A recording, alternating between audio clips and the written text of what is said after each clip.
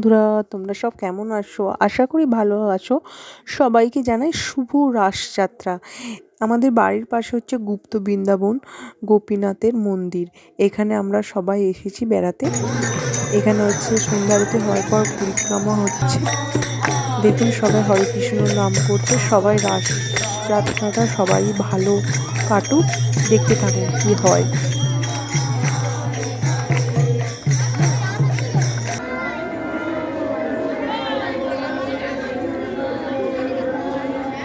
আমাদের এখানে দেখুন রাধা গোবিন্দকে কত সুন্দরভাবে সাজিয়েছে, কত ধরনের ফুলের মালা দিয়েছে, কত সুন্দরভাবে সাজিয়েছে। দেখুন সবাই একটু প্রণাম করবেন।